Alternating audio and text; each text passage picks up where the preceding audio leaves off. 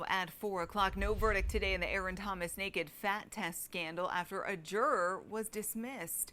Thanks for joining us at 4 o'clock. I'm Tiffany Murphy. Here's ABC6 News reporter Caitlin Gelhaus with more from what happened inside that courtroom today.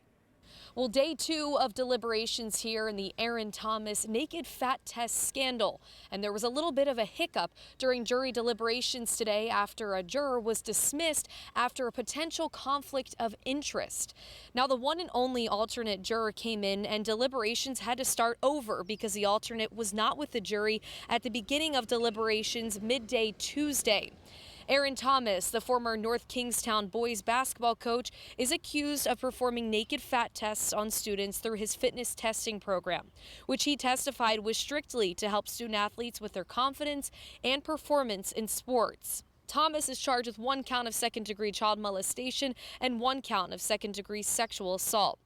Legal analyst Ken Schreiber from Schreiber & Schreiber Law speaking to me about the juror change earlier today. Terms like conflict of interest were probably utilized by counsel. I wasn't there for that when they asked all the prospective jurors. Remember, they weren't jurors until they get picked before they were selected.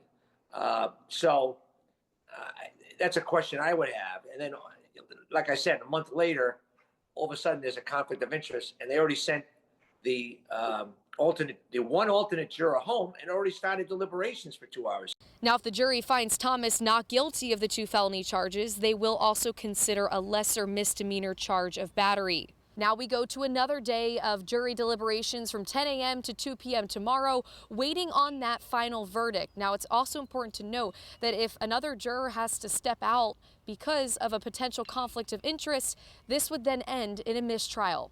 In Wakefield, Caitlin Gelhaus, ABC6 News. Now to